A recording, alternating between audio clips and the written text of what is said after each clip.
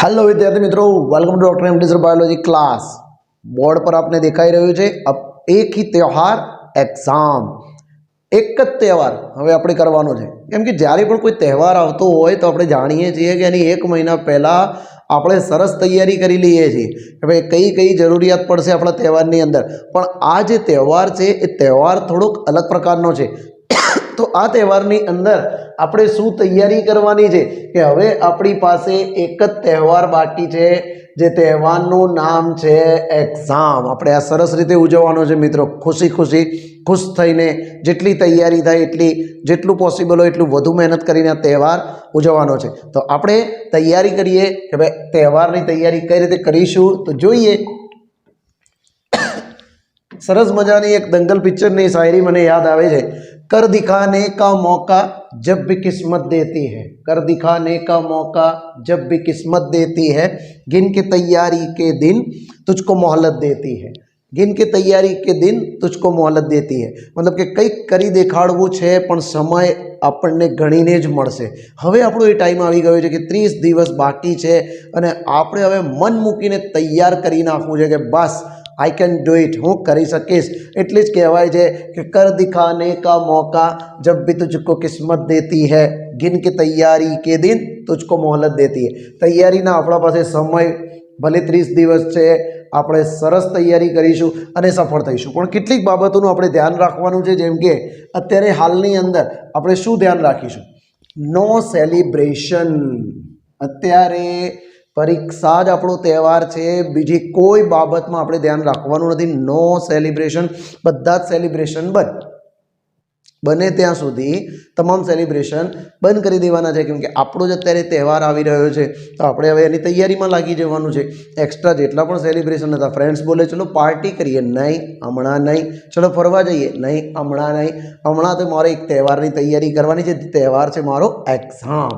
एकदम आनंदित और प्रफुल्लित मन थी जो तैयार करशो तो 100% तमे सारामां सारूं परिणाम प्राप्त करी शको छो मित्रों। तो ध्यान में राखजो, कोई सेलिब्रेशन हमणां आपणे करवानो नथी। ओके, त्यारबाद बात करिए कि भाई 30 दिवस एक्जामना बाकी छे। सौथी मोटो प्रश्न, केवी रीते तैयार करवुं? मित्रों केवी रीते तैयार करूँ? खूब सरल उपाय है, एकदम सिंपल बात करी लऊं कि मानी लईए कि आपणी पासे 5 सब्जेक्ट है, विषय केटला छे 5, दिवसों केटला छे 30। तो बीजी बात है कि एक विषय माटे आपने केटला दिवस मळशे? 6 दिवस। हवे आ 6 दिवसनी अंदर आपणे एवी रीते आयोजन करिए कि 4 दिवस आपणे जे सब्जेक्ट आपणे परीक्षा आपवानी छे एने संपूर्ण पूर्ण करी नाखीए। जो तमने कंटाळो ना आवतो होय तो सळंग तमे 4 दिवसनी अंदर ए सब्जेक्ट पूर्ण करी शको। तमने एम लागे कि ना मारे चेन्ज जोईए छे तो तमे एने चेप्टर वाइज डिवाइड करो कि भाई दाखला तरीके पहला दिवसे हूँ 3 चेप्टर बायोलॉजीना वाँचीश, तो बीजा दिवसे हूँ केमिस्ट्रीना 3 चेप्टर वाँचीश, पछी फिजिक्सना 3 चेप्टर वाँचीश, फरी पाछा रोटेशननी अंदर बीजो मतलब कि चौथो दिवस आवशे तो फरीथी पाछा આપણે બાયોલોજીના 3 ચેપ્ટર વાંચીએ। એમ ટોટલ કોર્સને 4 દિવસમાં ડિવાઈડ કરી લેવાનો છે કે ભાઈ હવે આ 4 દિવસની અંદર આપણે જેટલા ચેપ્ટર આજ સુધી તૈયાર કર્યા છે, હું એમ કહું છું કે માની લો કે 13 ચેપ્ટર છે, 13 તૈયાર કર્યા હોય તો એ 4 દિવસમાં ડિવાઈડ કરી દો। કોઈ એમ કે સાહેબ મને 13 તૈયાર નથી થયા, 10 તૈયાર થાય છે તો 10ને ડિવાઈડ કરી દો। પણ જે કરો द बेस्ट करो कि आ 10 चेप्टर मांथी कंईपण पूछाय मने आवड़शे। अने मित्रों आवड़शे, साचा मनथी तैयारी करशो तो आवड़शे, केम के परीक्षा नजीक होय त्यारे वधारे याद रहे छे। एटले कोईपण प्रकारनो स्ट्रेस लीधा वगर फक्त तैयारी पर ज फोकस करवानो छे। ओके मित्रों, तो आ 30 दिवस तमारे एना पाछळ लागी जवानुं छे। आ टाइम टेबल ने फॉलो करजो, स्टडी शेड्यूल बनावी देजो कि भाई केटला वागे वाँचवा बेसीश, केटला कलाक वाँचीश, मैक्सिमम तमे वाँचो एटलो प्रयत्न करवानो, समझीने वाँचो एवो प्रयत्न करवानो।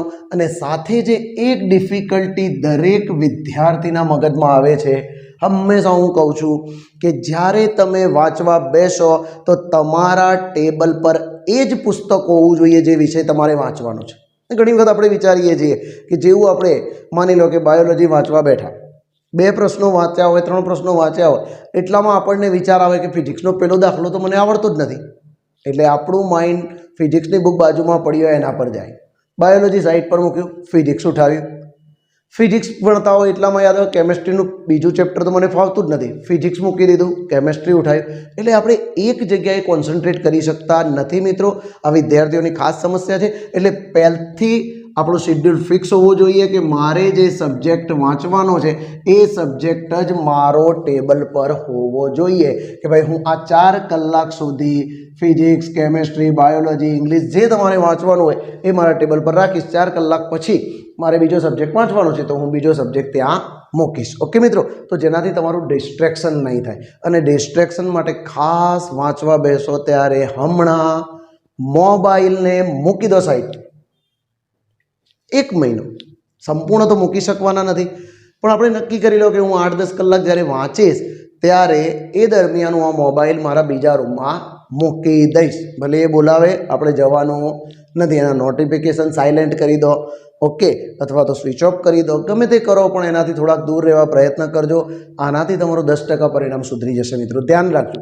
તો આ બાબતને પણ આપણે ધ્યાનની અંદર રાખીશું. મોટાભાગના બાળકો પૂછે છે કે કિતને ઘંटे पढ़ना, मतलब કે કેટલા કલાક સુધી વાંચવું. તો ગોલ સેટ કરી લો કે ભાઈ આજે મારે 2 ચેપ્ટર કમ્પ્લીટ કરવા છે. હવે 2 ચેપ્ટર કમ્પ્લીટ કરવા છે તો ભાઈ પહેલાં 2 ચેપ્ટર કમ્પ્લીટ કરવાનો ટાઈમિંગ આપણને એમ થાય કે 5-6 કલાકની અંદર થશે, તો તમે 6 કલાક કરો. આપણું શેડ્યુલ છે કે ભાઈ 4 દિવસમાં મારે આ 12-13 ચેપ્ટર પૂરા કરવાના છે, તો એક દિવસમાં મારે 3 થી 3.5 ચેપ્ટર કરવા પડે. તો એ જે ટાઈમ લાગતો હોય એ ટાઈમ દરમિયાન વાંચવાનું જ છે મિત્રો, કેમ કે આપણે આ તહેવાર ઉજવવાનો છે તો તૈયારી તો કરવી જ પડશે. એટલે એ સમય કોઈ ફિક્સ નથી, જેને જે ટાઈમે વાંચવું હોય એ ટાઈમે વાંચી શકે છે. કોઈને 5 કલાકમાં તૈયાર થાય, કોઈને 3 કલાકમાં તૈયાર થાય, કોઈને 8 કલાક પણ લાગી શકે છે. એટલે તમને જે ટાઈમ લાગે તે અને જે આવડે તે 13 ચેપ્ટર તૈયાર કરવા જરૂરી નથી, 13માંથી 10 કરો, પણ ધ બેસ્ટ કરો મિત્રો. એટલે એ સમય, એ દરમિયાન એક સ્પેશિયલ એન્વાયરમેન્ટ ક્રિએટ કરો કે હું વાંચીશ અને આ એક એન્વાયરમેન્ટની અંદર બેસીને જ વાંચીશ મિત્રો. અને વાંચશો તો થઈ જશે, ડોન્ટ વરી.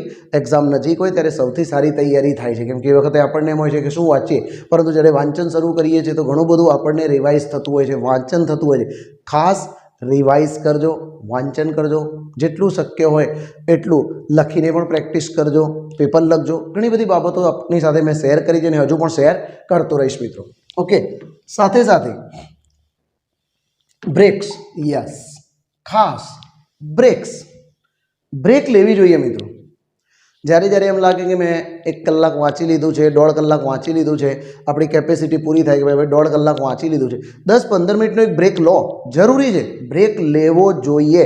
અને બ્રેક લો ત્યારે વોકિંગ કરો, સાયકલિંગ કરો, અથવા તો કોઈ જગ્યાએ જઈને બેસો, બરાબર. પણ એ કેટલું, 10 મિનિટ 15 મિનિટનો બ્રેક લેવાય બેટા. 1 કલાક વાંચીને 3 કલાકનો બ્રેક ના લેવાય. એટલે 1 કલાક વાંચ્યા બાદ 10-15 મિનિટનો બ્રેક લો, વોક કરો. આપ ડ્રિંક પી શકો, જે જરૂર હોય, પણ બહુ ઠંડા પીણા એવા ના પીતા. પરંતુ ખાસ પાણી ખાસ પીજો, પાણી ખાસ વાંચતી વખતે પણ તમારા ટેબલ પર પાણી હોવું જોઈએ. એક રિસર્ચ પ્રમાણે પાણી એ ખૂબ જ જરૂરી છે, વાંચતી વખતે પણ યાદશક્તિમાં પણ ફરક પડે છે. એટલે ખાસ સ્ટે હાઇડ્રેટ, પાણી ખાસ પીજો, પાણી સાથે રાખજો ટેબલ પર, જરૂર લાગે એટલું પાણી પીતા રહેજો મિત્રો. ઓકે, તો સ્ટે હાઇડ્રેટ અને બ્રેક્સ લેજો. સાથે સાથે 6 થી 8 કલાકની જે ઊંઘ જરૂરી હોય એ ઊંઘ પૂરતી લેજો, બિંદાસ. માની લો કે કોઈ વિદ્યાર્થી સવારે 6 વાગે વાંચવા બેસે છે તો 6 થી 6 વાંચન કરતો હોય, માની લઈએ કે 10-12 કલાકનું રીડિંગ કરતો હોય, સરસ. પછી એને ઊંઘવાનું, તો આ 6 થી 8 કલાક આરામ કરવાનો જ. અને હું માનું છું ત્યાં સુધી સળંગ આરામ કરવો જોઈએ, જેથી માઇન્ડને આરામ મળે, રેસ્ટ મળે અને ફરીથી પાછું નવું રિફ્રેશમેન્ટ સાથે આપણે વાંચી શકીએ મિત્રો. ઓકે, તો બ્રેક્સ પણ આપણે લેવાની છે. બીજી ફૂડની વાત કરીએ છીએ મિત્રો. ખોરાક હેલ્ધી રહેવું જરૂરી છે. તંદુરસ્ત નહીં હોઈએ તો આપણે વાંચી શકીશું નહીં. આપણે ખૂબ ઠંડા પીણાને એવું બધું લઈ કરીશું તો આપણે બીમાર પડીશું. સાથે સાથે આપણે એવા ફૂડ ખાઈશું, જંક ફૂડ ખાઈશું તો પણ આપણે બીમાર પડીશું.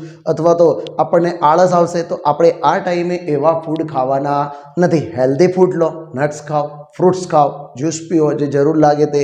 અલગ અલગ ટાઈમે 1.5-2 કલાકે કંઈક ને કંઈક ખાતા રહો. ફૂલ પેટ ભરીને જમશો તો ઊંઘ આવશે, આળસ આવશે. એવું ના કરતા જરૂરી સમય દરમિયાન જે ફૂડ જરૂરી હોય એવા હેલ્ધી ફૂડ લેજો, જંક ફૂડ લેતા નહીં. તબિયત સારી હશે તો સરસ વાંચન થશે, માઇન્ડ ફ્રેશ રહેશે. અને એક વસ્તુ યાદ રાખો, कॉन्फिडेंट, आत्मविश्वास, अपना टाइम आएगा, अपना टाइम आएगा, कुछ कर दिखाना है અને થશે મિત્રો, कुछ कर दिखाना है. આ વખતની એક્ઝામ પ્રિપરેશન તો ખૂબ સરળ થઈ ગઈ છે, કેમ કે આપણે ઓપ્શન આપી દીધા છે, એટલે કે ઘણા બધા 12માંથી 8 લખો એવું આપણને મળી ગયું છે. સાથે સાથે પેપર ચેકિંગ માટે પણ ઘણી બધી અપડેટ્સ આવી રહી છે, એટલે આ વખતના પેપર સારા આવશે એવી આશા રાખીએ છીએ. અને આપ સારો પ્રયત્ન કરશો તો 100% સફળ થશો. अपना टाइम आएगा એટલે આત્મવિશ્વાસ રાખો, હંમેશા કોન્ફિડન્ટ રહો. I can do it, I can do it. અને લાસ્ટ વાત, યુ કેન ડુ ઇટ, તમે કરી શકો છો મિત્રો. ડોન્ટ વરી, જરા પણ ગભરાયા વિના 100% તૈયારીમાં લાગી જાઓ. 100% સફળ થશો, કોઈ ચિંતા કરવાની જરૂર નથી. જો આ બાબતોને તમે અનુસરશો તો 100% તમે સફળ થશો. Best of luck. કોઈ પણ પ્રકારની અગવડ હોય ત્યારે આપણે અપડેટ આપતા રહીશું, વિડીયો આપતા રહીશું. સાથે સાથે નીટની તારીખ પણ જાહેર થઈ ગઈ છે, એનો વિડીયો પણ આપની સાથે શોર્ટ ટાઈમની અંદર શેર કરીશું. ચેનલ પર નવા હોય તો વિડીયોને લાઇક શેર સબસ્ક્રાઈબ કરજો. Thank you very much.